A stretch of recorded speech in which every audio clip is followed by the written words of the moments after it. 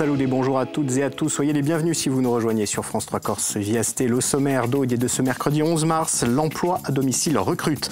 Les besoins sont croissants pour les prochaines années, 3000 postes d'ici 2030. Quels sont les métiers recherchés? Quelles sont les qualités requises? Les formations possibles? On fait le point. Nouvelle étape pour la filière médecine à l'Universidad.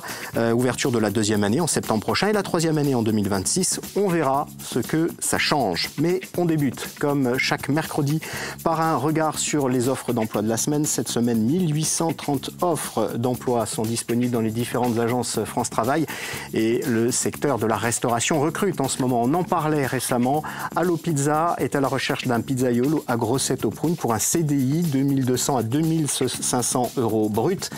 Castel à Luciane est à la recherche d'un réceptionniste d'hôtel pour un CDD de 2 mois, 2050 euros brut par mois. Les débutants sont acceptés. La Terrasse est à la recherche d'un commis de cuisine à Brande pour un CDD de 5 mois, 2300 euros brut par mois. La société Hydrelec, dans un autre secteur, est à la recherche d'un monteur ou d'une monteuse de réseau hydraulique pour un CDI, 35 heures par semaine, 2500 euros brut. Et enfin, Maredila à Portové, qui est à la recherche d'un responsable ou d'une responsable boutique. C'est pour un CDD de 6 mois, 2800 à 3077 euros brut par mois.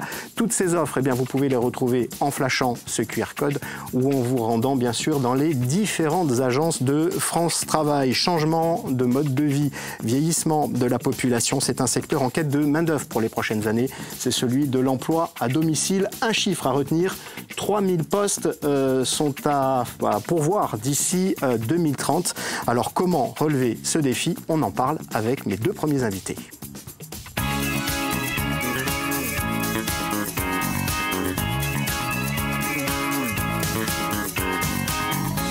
Et ces invités sont face à moi. Sandra Serpadji, bonjour. Bonjour. Responsable entreprise à France Travail Corse. Et Éric Méraud, responsable FEPEM, Provence-Alpes-Côte d'Azur Corse, la Fédération des particuliers employeurs. Bonjour Éric Méraud. Bonjour Stéphane. Qu'est-ce que c'est que la FEPEM? Alors la FEPEM est une organisation qui existe depuis plus de 75 ans et qui a pour mission de représenter, défendre les intérêts des particuliers employeurs et les accompagner au quotidien dans leurs relations d'emploi en leur proposant de l'information et de l'accompagnement juridique, notamment pour sécuriser cette relation d'emploi à domicile. Alors justement, on parle de particuliers employeurs. De quoi s'agit-il précisément? Alors, c'est une très bonne question. Un particulier employeur, en définitive, c'est une personne comme vous et moi qui, à un moment, a un besoin de vie, que peut-être faire garder son enfant, de pouvoir entretenir son cadre de vie, et également accompagner des personnes en situation de handicap, ou nos aînés, afin qu'ils puissent rester le plus longtemps et vivre à leur domicile. Donc, Sandra, quelle est la situation justement de cet emploi à domicile en Corse et en particulier sur ce secteur de particuliers employeurs? Alors, ça représente à peu près 12 000 personnes, à la fois le particulier employeur et les salariés, confondus. C'est un secteur qui évolue beaucoup, puisque sur les projets de recrutement BMO, on a 12 810 projets de recrutement. Donc on sait qu'on a... Le BMO, c'est les besoins de main-d'œuvre. Les besoins de main-d'œuvre, exactement.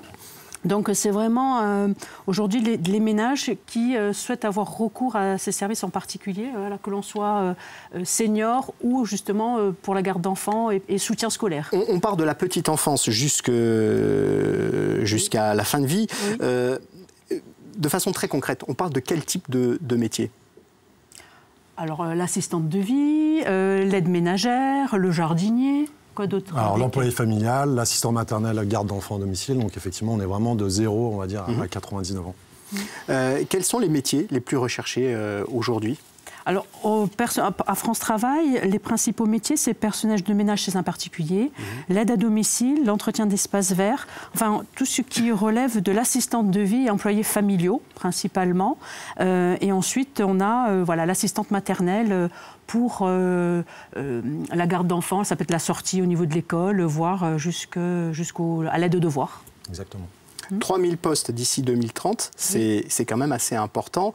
Éric Méraud, quelle qualité faut-il justement pour s'engager dans cette voie professionnelle? Alors, si vous me permettez, j'aimerais simplement dire combien ces métiers sont essentiels aujourd'hui à notre société.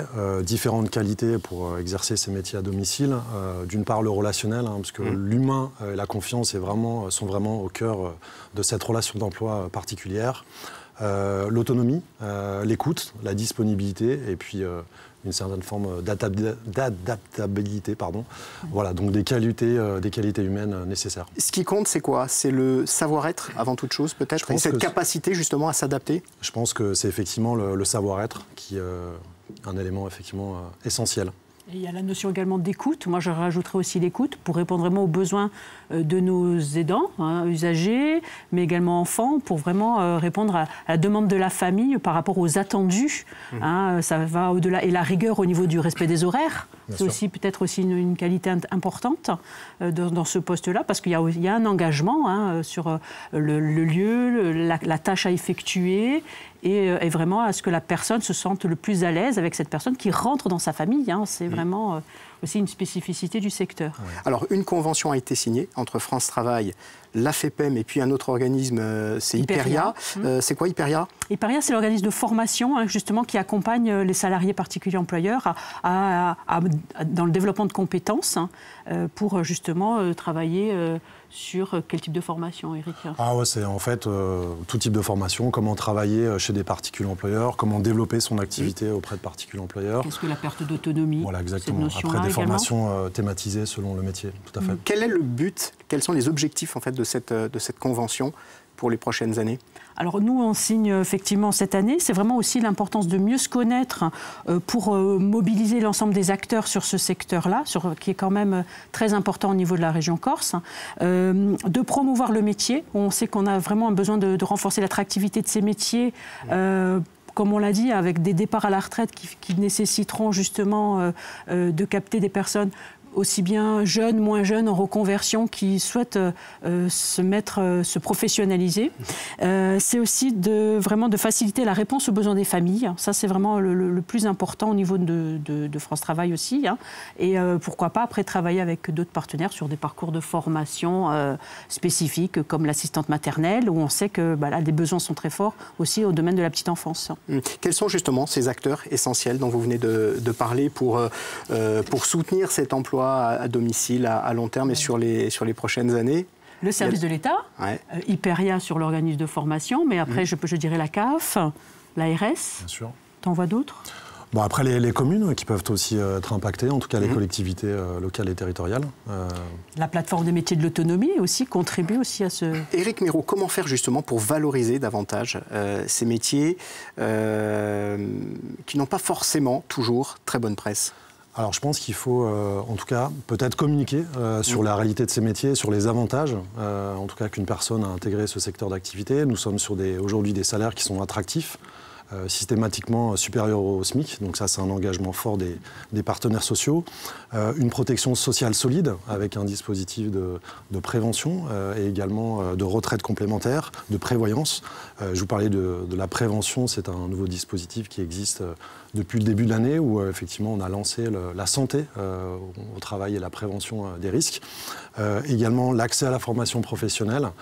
Et enfin, dernier point qui me semble intéressant, c'est que nos salariés peuvent bénéficier de réductions sur des activités de loisirs et de vacances.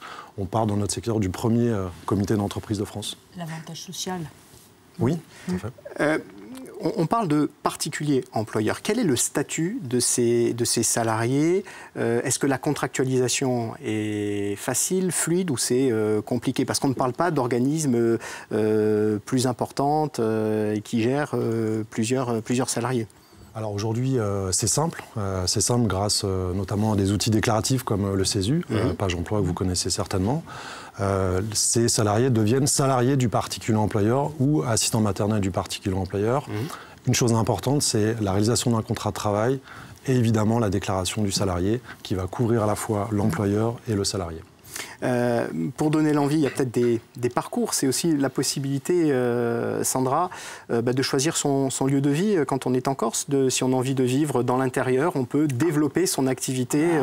Moi, je vais peut-être vous donner une belle histoire, effectivement. Pour quelqu'un qui est d'Ajaccio, qui s'installe sur Soch, dans l'idée de vouloir rester sur cette micro-région, en ayant des compétences aussi bien dans le jardinage, dans l'aide ménagère, voire dans l'accompagnement de vie, de préparation de repas.